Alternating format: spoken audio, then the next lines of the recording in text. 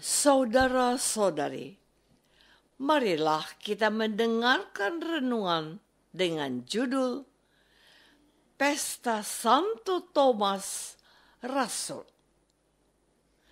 yang berdasarkan pada Injil Yohanes bab 20 ayat 28 dan 29. Thomas menjawab Yesus, "Ya Tuhanku dan Allahku." Kata Yesus kepada Thomas, "Karena engkau telah melihat aku, maka engkau percaya. Berbahagialah mereka yang tidak melihat, namun percaya." Dalam nama Bapa dan Putra dan Roh Kudus. Amin. Saudara-saudari terkasih dalam nama Tuhan Yesus Kristus. Bacaan Injil pada hari ini menceritakan salah satu kisah penampakan Yesus kepada para rasul. Bahkan, kisah penampakan ini secara khusus menyasar Rasul Thomas. Thomas termasuk Rasul Yesus. Tetapi ketika Rasul lain bercerita tentang kebangkitan Yesus, Thomas tidak percaya dengan berkata, "Sebelum aku melihat bekas paku pada tangannya, dan sebelum aku mencucukkan jariku ke dalam bekas paku itu, dan mencucukkan tanganku ke dalam lambungnya, sekali-kali aku tidak percaya." 8 hari kemudian, murid-murid Yesus berada kembali dalam rumah itu, dan Thomas bersama-sama dengan mereka. Sementara pintu-pintu terkunci, Yesus datang dan ia berdiri di tengah-tengah mereka dan berkata, "Damai sejahtera bagi kamu." Kemudian ia berkata kepada Thomas, "Taruhlah jarimu di sini dan lihatlah tanganku. Ulurkanlah tanganmu dan cucukkan ke dalam lambungku, dan jangan engkau tidak percaya lagi, melainkan percayalah." Thomas menjawab dia, "Ya Tuhanku dan Allahku." Kata Yesus kepadanya, "Karena engkau telah melihat aku, maka engkau percaya. Berbahagialah mereka yang tidak melihat, namun percaya." Saudara-saudari terkasih, hari ini Gereja Katolik merayakan pesta Santo Thomas Rasul Yesus. Dalam Injil Matius, Markus, dan Lukas, Rasul Thomas jarang disebut.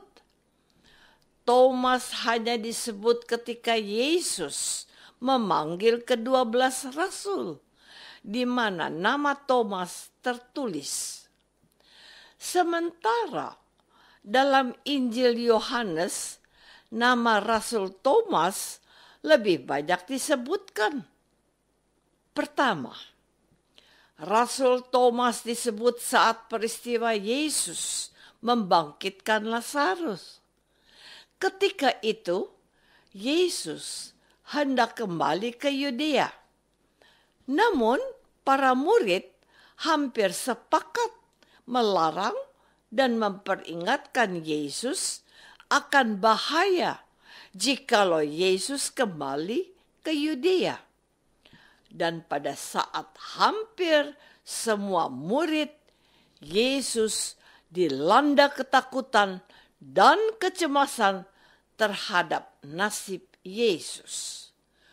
Thomas menjadi satu-satunya rasul yang berani menghadapi bahaya, sehingga dia berani pergi bersama Yesus.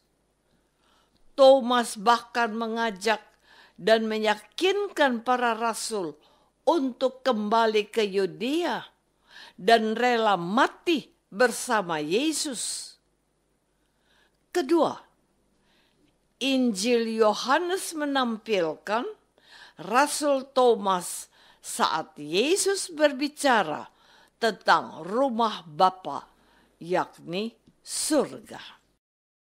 Saudara-saudari terkasih, pada waktu Tuhan Yesus berbicara bahwa dia mau pergi ke rumah Bapa, Rasul Thomas berkata kepada Tuhan Yesus, "Tuhan, kami tidak tahu kemana Engkau pergi.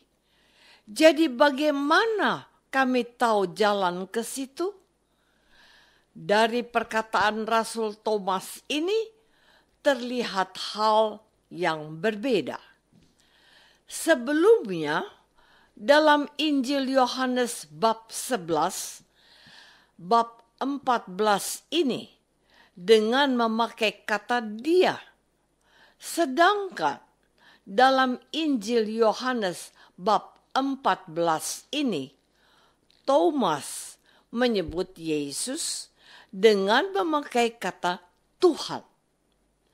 Perubahan ini menunjukkan bahwa Thomas secara perlahan-lahan mulai mengenal dan mengimani Yesus dari orang biasa yang bekerja sebagai guru, lalu secara perlahan-lahan mengenal dan mengimani Tuhan Yesus sebagai Tuhan. Sebutan Tuhan sama dengan sebutan Allah.